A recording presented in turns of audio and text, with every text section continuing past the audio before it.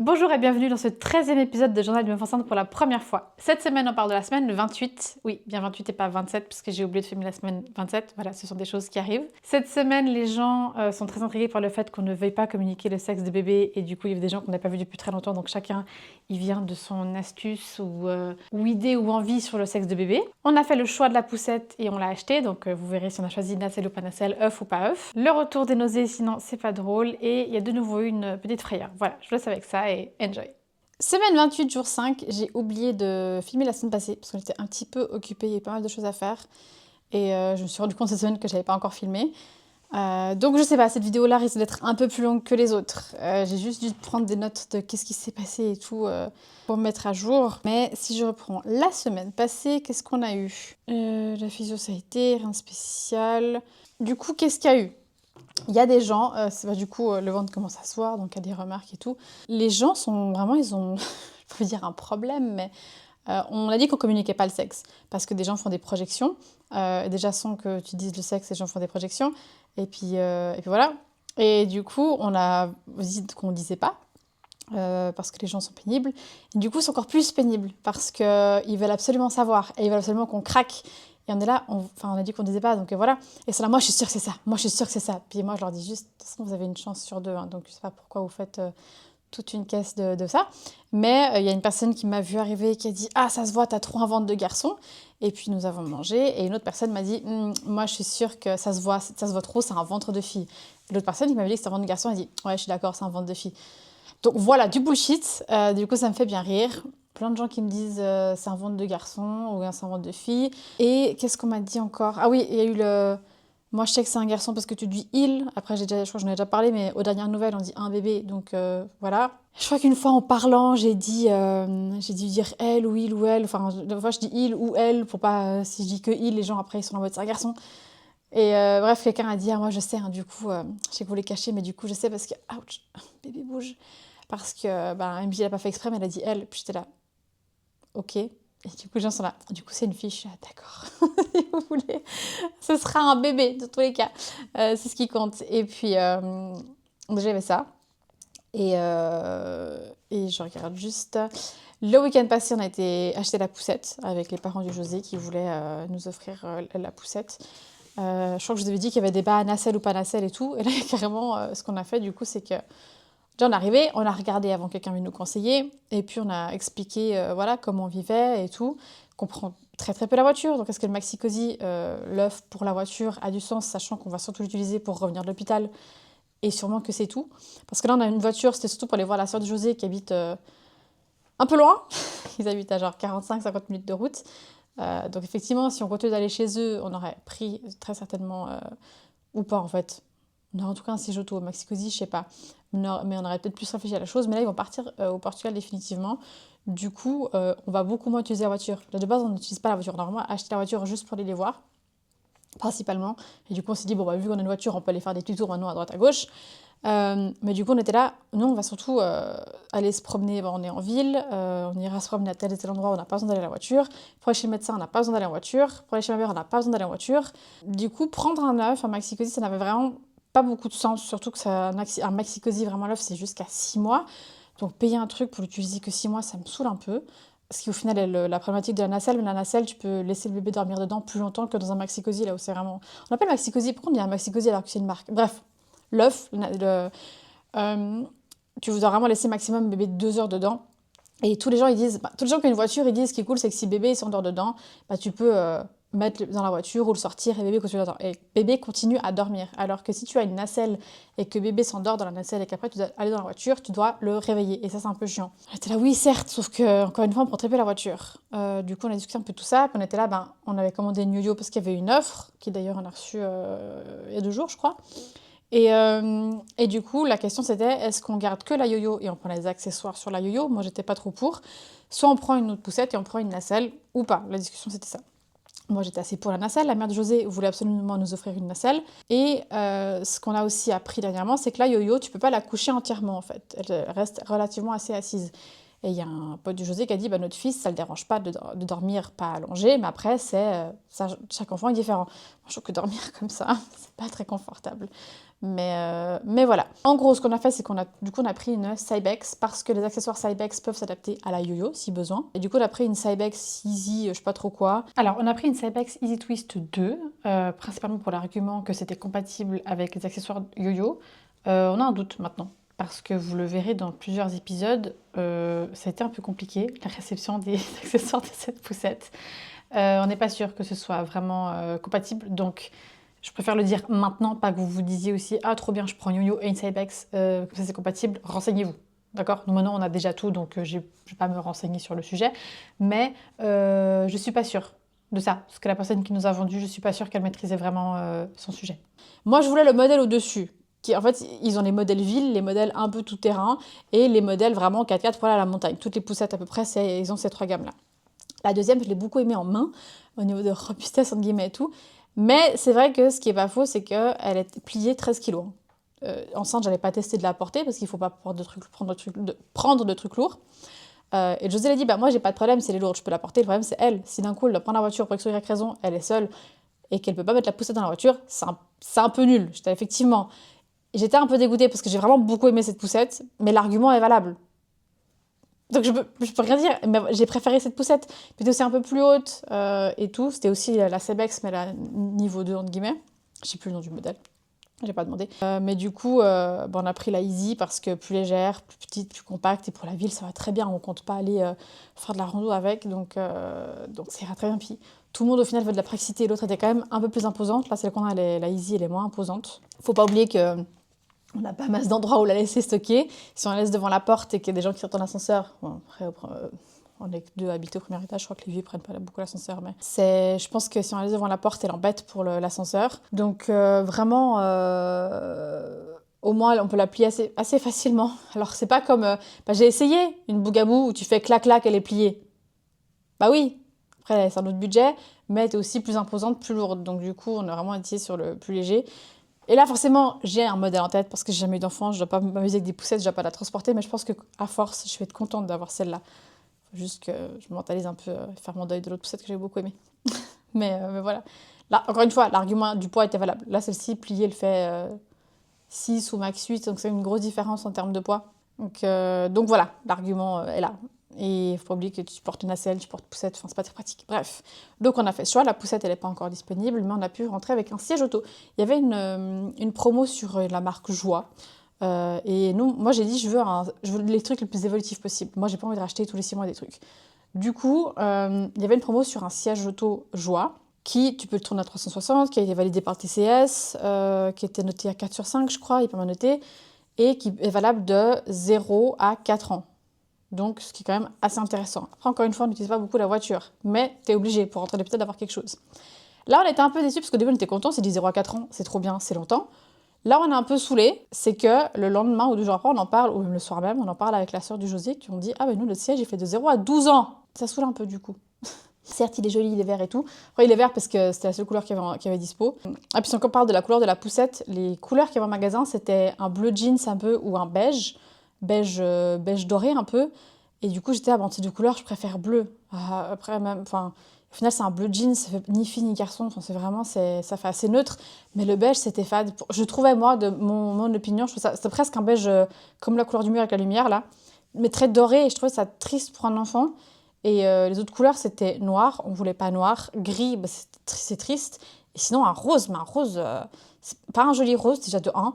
On ne sait pas si le rose du coup est nécessaire, mais si du coup t'as un enfant après et que le rose n'est pas nécessaire, c'est un peu con, tu vois. Du coup on s'est dit, le bleu ça ira très bien.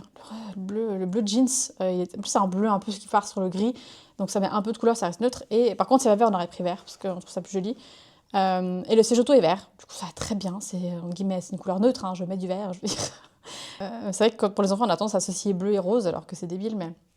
Bref, tout ça pour dire, on a pris un siège vert. On était dégoûtés d'apprendre qu'il existe des sièges plus évolutifs, mais en fait peut-être que juste là où on a été acheté, ils n'avaient pas. Parce qu'on était dans une enseigne où ils ont plein de choses, où tu peux les voir et les tester, mais je pense qu'ils n'avaient pas de siège auto qui était plus évolutif que ça. Donc voilà, on ne sait pas encore si... Est-ce qu'on va le rendre et en acheter un plus grand? On ne sait pas. On ne sait pas. Mais ma foi, là on a ça et c'est très bien. Ah, le bébé est très actif. Ah oui, il y a ça aussi qui s'est passé, c'est que ça fait 2 ou 3 semaines que là, bébé, il est un peu trop actif. Je crois qu'il essaie de nous faire un alien et de sortir par le ventre, par le nombril. C'est vraiment pas agréable. Des fois, je suis avec des gens, d'un coup, je suis vraiment en mode comme ça, c'est pas agréable. Peut-être que j'en ferai un filmant. Il s'amuse à faire du trampoline sur la vessie, à des fois s'asseoir sur la vessie. Une fois, je suis assise, puis je suis là, ah non. Ah, pipi, non, pas pipi. Ça, j'en ai déjà parlé, hein, mais là, c'est assez violent. Et puis là, on peut commencer à filmer et à voir le ventre qui bouge, c'est assez drôle. Donc là, assez violent les mouvements. Et j'ai vraiment l'impression que mon ventre va se déchirer, qu'il est méga tendu. C'est pas toujours très, très agréable. Et j'ai vraiment des remontées, de l'acidité et tout, c'est pas agréable. Et on a un peu de retour dans les nausées. Alors, les gens qui m'ont demandé si ces bracelets étaient efficaces ou pas, je crois que oui. Parce que normalement, je les mettais vraiment au moment où je me levais, jusqu'au coucher. Et ce matin, j'ai oublié de les mettre et j'ai commencé à avoir des nausées assez fortes. Je les ai mis et là, ça va mieux. Est-ce que c'est relié? Je ne sais pas. Mais je ne perds rien pour... Voilà, je les mets et puis au moins, ça passe. Enfin, je veux dire, si ça marche pas, ça va pas me tuer de les mettre. Donc voilà. Donc ouais, les nausées, c'est un peu le retour, c'est un peu chiant. On a la poussette, du coup, le siège auto, on a pu repartir avec parce que ça avait du stock. La poussette, elle arrive dans quelques semaines. On ira la chercher en magasin. Et là, on a essayé de faire un peu de tri, parce que du coup, la future chambre de bébé, c'était un peu le débarras. Là, on a un peu trié ce qui va rester dans la chambre, ce qui ne reste pas. Et puis, vu que la sœur de José va partir au Portugal, ils vont nous refiler des meubles. Là, José va partir profiter d'un dernier road trip avec un pote, enfin, un dernier petit voyage. Le José va profiter d'un dernier petit voyage avec un ami. Je lui ai dit, bah écoute, cette semaine-là, c'est un peu le dernier délai si tu veux partir une semaine, parce qu'après, ça commence à être un peu proche du terme, donc tu ne partiras pas. Donc on profite un peu là de libérer la place et tout, puis pour qu'à son retour, on aille chercher, on aura déjà la table à langer et l'armoire, et que je puisse commencer à trier. Parce que du coup, la sœur de José nous a laissé des habits. Sauf vu qu'on n'a pas dit si c'était fille ou garçon, elle était là, bah je sais pas quoi vous laisser, puis on a dit, bah laisse tout, on fera du tri, puis on vous donnera le reste. Ce qu'on n'a pas besoin, on vous rendra, ou si on utilise tout, bah, on vous rendra quand on aura tout fini. Du coup, on a des habits de 0 à 9 mois. Il faut juste que je trie, mais pour trier, il faut que j'ai la table à langer. Et une fois que j'ai la table à langer, il faut que j'ai les petits tiroirs, les petites boîtes, les trucs à trier, donc bref. Il y a du boulot qui m'attend. On ne sait pas encore si on monte le lit ou pas, vu qu'il va pas l'utiliser avant ces 6 mois en fait. Ce qui fait que c'est dans un petit bout de temps encore. Mais après, s'il est monté, c'est déjà fait, donc voilà. Comme je n'ai absolument pas scripté les vidéos, je ne me souviens pas de ce qui a été dit ou pas dit dans les précédentes vidéos. C'est pour ça que souvent je me répète, et des fois je me répète et je me rends compte que je me répète, donc je coupe. Mais je vois que ça fait, je crois, 2 vidéos que je parle du lit du bébé qu'on va monter. Je sais plus si je vous l'ai dit, peut-être, mais j'ai oublié. On a acheté un lit cabane en fait. Voilà, je vais te mettre une petite image. Un lit au sol. Et je voulais déjà le monter comme ça, c'est fait, sauf qu'au final, le bébé sera pas dedans avant minimum 6 mois. Et à la base, on voulait pas du berceau. Peut-être que je vais en reparler dans une prochaine vidéo. Je sais pas, désolée, c'est compliqué, d'accord? M'en voulez pas. En gros, un lit cabane. Pourquoi? Je voulais pas d'un berceau de base parce que tu te pètes le dos quand tu mets bébé dedans. Et avoir un lit au sol, bébé devient un peu plus indépendant, il sort du lit quand il veut. Et puis t'as pas peur que... Parce qu'il y a ces vidéos, les bébés ils sortent du gabarit où il tombe, où les parents en mettant le bébé dedans, tu te pètes le dos, et au moins quand le lit est au sol et le bébé marche déjà à 4 pattes, il peut se lever tout seul et va vagabonder dans sa chambre si bien sûr tu mets tout pour que ce soit safe, et puis pourquoi pas sortir de sa chambre gentiment, tu laisses la porte entrouverte, bref. C'est tous les gens qui ont un lit au sol sont hyper contents, ils disent ça change la vie, bébé va se coucher tout seul à un moment donné, enfin c'est moins pénible, tu dois c'est moins physique pour le parent. Et bref, moi j'étais hyper convaincue par cette idée de lit au sol, donc là je parle d'un lit cabane. Mais, je pense que je reviendrai dessus plus tard, mais c'est pas grave. J'ai quand même pris le lit berceau de la sœur du José, je crois que j'en parle quand même. On l'a pas monté non plus, pour l'instant on a que le cododo, mais du coup on a toutes les options. Voilà, comme ça on se décidera le moment venu. Cette semaine, lundi, je suis allée chez la physio. Vu que j'avais pas trop mal au dos, pas trop mal à la sciatique, et qu'on voulait pas trop faire les massages internes pour pas trop stimuler la zone pour rien, elle a dit, moi, on va faire des exercices aujourd'hui. Donc on part dans la salle de gym, et puis on fait des étirements et tout. Puis à un moment donné, elle me dit, est-ce que tu sais faire des squats? Je lui dis oui, alors, je sais pas si je les fais bien, mais je fais des squats. Elle me dit, c'est bon, t'as la bonne position. Et je lui dis, c'est vrai que j'ai pas beaucoup de force aux cuisses de base, mais depuis que je suis enceinte, je me sens lourde, et surtout dernièrement où j'ai pris du poids, je me sens extrêmement lourde et lente. Et déjà, les premières semaines où j'étais enceinte, j'ai remarqué que le souffle, j'étais beaucoup plus essoufflée facilement. J'habitais au 2e étage, j'arrivais encore à faire les 2 étages, mais j'arrivais en haut, j'étais essoufflée. Là, je fais un étage à pied, un étage, il me reste 5 marches. C'est un effort surhumain pour les faire. Là, je suis à 12 kilos de prix. Mais là, dernièrement, le poids que je prends, je crois que c'est surtout du poids de bébé. Je crois que ma prise de poids, elle a un peu stagné. C'est surtout le poids de bébé que je prends. Je crois qu'il essaie de sortir par le nombril. Des fois, c'est pas très agréable. Et vraiment, je suis extrêmement essoufflée. suis essoufflée. En plus, aujourd'hui, je suis fatiguée, donc je pense que ça se voit ma tête. Ouais, essoufflée, lourde et lente. Et j'ai pas l'habitude. Je suis quelqu'un qui marche vite, qui fait tout en speed. Et là, je suis en mode tranquille. Ok, je peux pas aller plus vite que ça. Le jour, on devait aller prendre le train, mais on est parti un peu juste. En fait, moi, j'ai dit au José, faut qu'on parte plus de 10 minutes avant l'heure du départ de train. Avant, on pouvait partir genre 7, ça allait très bien. J'ai dit là, il faut qu'on parte plus de 10 minutes avant. Et le temps que... Parce que messieurs, vous avez le droit d'aller aux toilettes quand il faut pas, quand c'est pas le moment. Quand on est parti, il restait 7 minutes, j'ai dit jamais on aura le train. Jamais. Et j'ai marché un peu vite, on est arrivé sur le quai, le train est parti, j'étais là, bah voilà, ça m'a un peu tendu. Ma foi, c'est des choses qui arrivent. Mais vraiment, je suis... Là, il faut vraiment que je prenne mon temps. Puis si je marche trop vite, je me fais mal en plus. Donc je lui dis, je me sens lente, lourde, et je sens que mes cuisses... elles ont un peu de peine. Elle dit, ah ok, alors on va faire des squats. J'ai fait une première séance de squats, une première série de squats. J'étais au bout de ma vie quand elle m'a enfin dit de m'arrêter. Puis elle me fait, bah vu que tu dis ça, on va rajouter un poids. Parce que dans quelques mois, tout ce que tu fais aujourd'hui, tu vas devoir le faire avec un bébé en plus, en le portant. Donc on va rajouter du poids. Et puis parce que, en fait, quand t'es enceinte, tu peux pas prendre de masse musculaire, c'est hormonal. Par contre, on va essayer de maintenir ce que t'as et de pas le perdre. Et moi, je la vois prendre ces cloches-là de CrossFit. Et j'étais là, bon, ça doit être du 2 kilos max. 4 kilos 4 kilos plus mes 12. C'était un peu compliqué, les squats, là. Et j'étais déjà au bout de ma vie. Elle m'a fait faire, du coup, une side squat. Comment vous dire que c'était long. Et les courbatures, là, je crois que j'en ai plus. Mais c'était... On est quoi, là? On est quel jour? On est jeudi, c'était lundi. Jusqu'à hier, et surtout jusqu'à avant-hier, me lever et m'asseoir. Une catastrophe. On a été faire un tour avec la famille du José en marchant. Et à un moment donné, il y avait une montée. J'étais là, bah allez-y. Hein. Le José, il est resté avec moi. J'étais là, moi, je peux pas aller plus vite que ça parce que j'ai mal et que je suis lourde et lente et essoufflée. Vraiment, d'habitude, c'est moi qui suis toujours tout devant. Je suis là, allez, c'est bon, traînez pas trop les gens. Et bah là, je suis la dernière. Et après, à un moment donné, on a monté les escaliers pour les redescendre. On a failli remonter un ascenseur. Mais ouais, je me sens vraiment au bout de ma vie. Et j'ai eu une petite frayeur ce jour-là quand on est sorti avec la famille du José parce que à un moment donné, il y a un truc qui est tombé par terre et par réflexe, je me suis penchée pour le ramasser. Sauf que j'ai oublié que j'ai déjà un ventre qui m'empêche de me pencher comme ça et que je suis lourde et que je suis lente et que ma souplesse, c'est plus la même et que j'avais des courbatures et que mon centre de gravité n'est plus le même. Et j'ai juste pas réussi à choper l'objet qui ensuite a roulé en tombant du trottoir. Et en me penchant, j'ai senti que ça a craqué au bas du ventre. Et ça m'a fait mal. Donc j'étais pas tranquille. Et quand t'es enceinte, tu psychotes un peu beaucoup pour le bébé, hein, t'as peur du moindre truc. Et certes, c'était pas un choc externe, je suis pas tombée tout, mais je me suis dit, est-ce que ce craquement aurait pu blesser le bébé? Il y en a qui vont dire non, absolument pas, mais quand t'es enceinte, tu cesses de réfléchir normalement. Et ça m'a un peu fait paniquer, surtout que jusque-là, bébé bougeait beaucoup et très fort, et que j'en avais un peu marre. Et là, il a plus du tout bougé. Donc j'ai commencé à psychoter un peu beaucoup. J'étais là à taper le ventre pour le faire bouger et il réagissait pas du tout. Et t'as pas envie de dire aux gens, bah je m'inquiète pour ça parce que les gens ils vont te dire, ah c'est bon t'abuses. Mais non, t'inquiète, ça sert à rien de me dire ça. Hein. Je suis en mode future maman qui panique, me dire non alors que t'en as aucune idée. Non, du coup j'ai rien dit et puis j'ai essayé de simuler un peu, il bougeait pas. À un moment donné on passe devant un kiosque et je disais, ah j'ai envie de bonbons. J'ai m'acheté des trucs sucrés, je mange, ça fait pas bouger le bébé.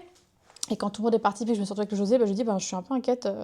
Il m'a dit, ah, je suis désolée, fallait me dire, j'avais pas réalisé que t'étais à ce point inquiète. Et du coup, je suis un peu en panique, j'ai les larmes aux yeux.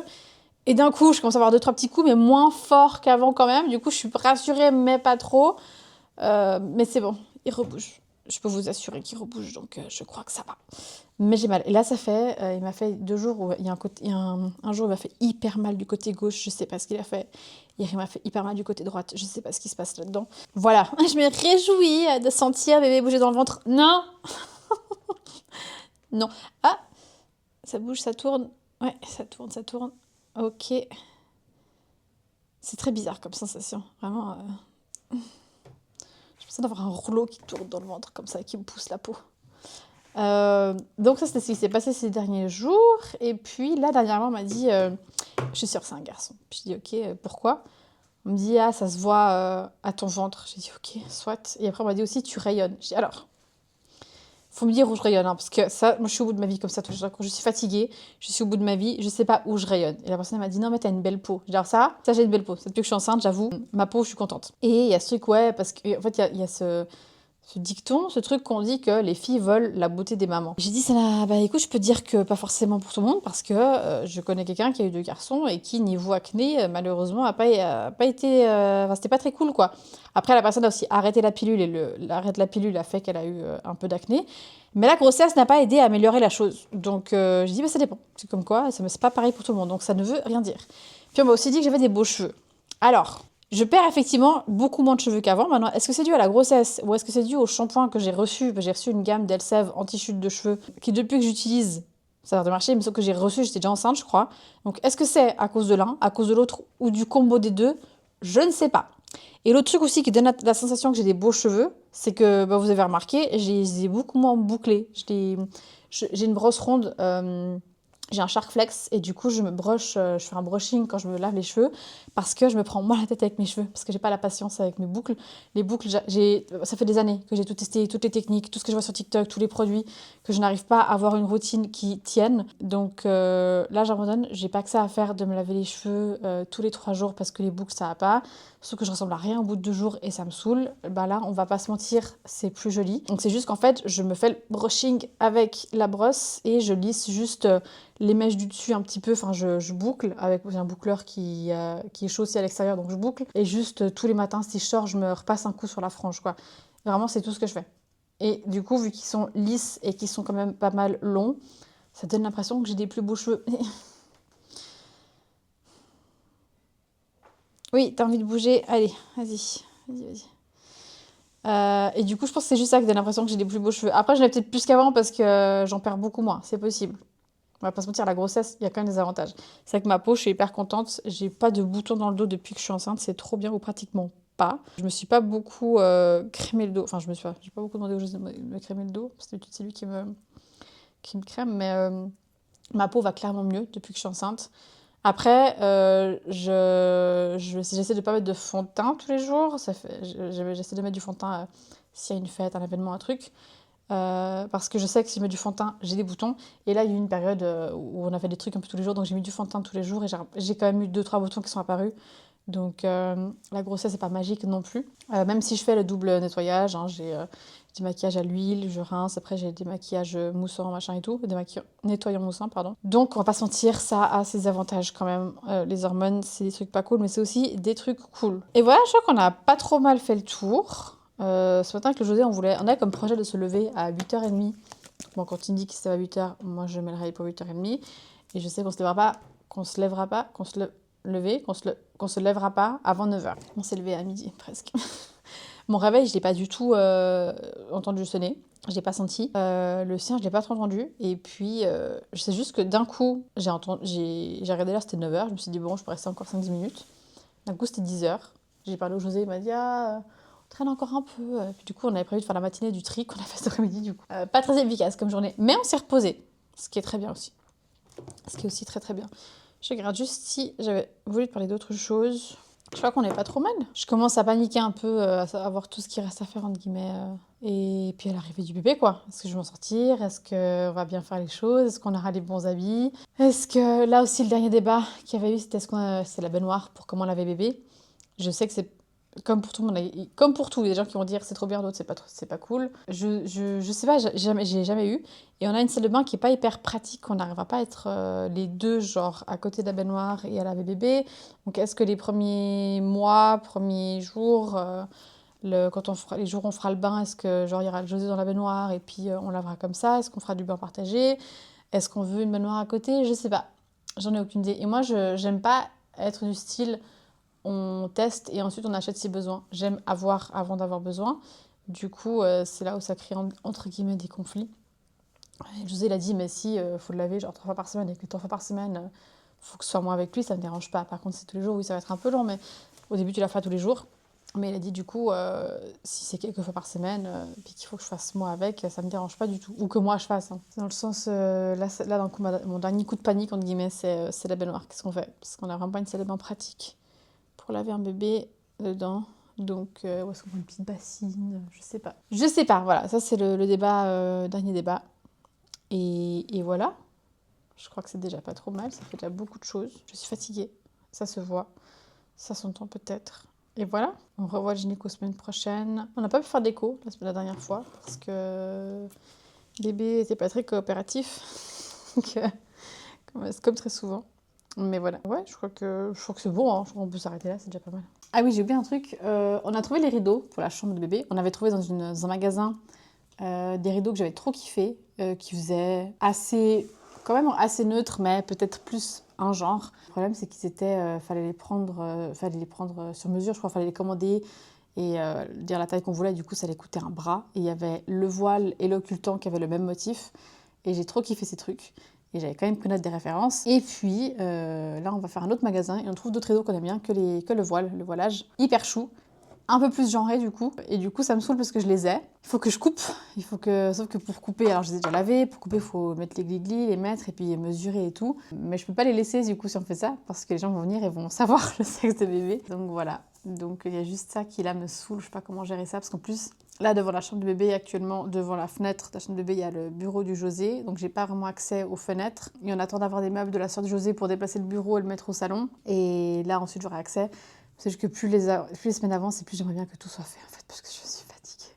J'ai plus la force. Mais voilà, c'est juste... voilà, c'était juste ça, l'histoire des rideaux. Puis peut-être que les occultants prendront des rideaux unis. Ça ira très bien. Ça évitera d'avoir trop de trucs graphiques, comme disait le José. Après, si c'est le même motif, bah, c'est pas dérangeant, mais là, ils vendaient pas le même motif. Donc, ou plus, je sais pas. Mais voilà. Merci d'avoir regardé cette vidéo jusqu'au bout. N'hésite pas à t'abonner pour ne pas rater les prochaines vidéos qui sortiront toutes les 2 semaines, les jeudis. Abonne-toi aussi sur les réseaux, TikTok, Insta et Facebook pour ne pas rater une vidéo qui sont un peu différentes de cette série. Et si tu souhaites me soutenir différemment mais tu ne sais pas comment le faire, n'hésite pas à passer sur ma boutique Redbubble, boutique sur laquelle je mets mes dessins sur des goodies. Il y a Patreon, selon le niveau que tu choisis de soutenir, tu auras accès à plus ou moins de choses et tu as surtout accès à la vidéo avant tout le monde. Et sinon, tu as aussi Ko-fi sur lequel tu peux m'offrir un petit café. Et voilà, tu as tous les détails en description. Merci beaucoup et abonne-toi!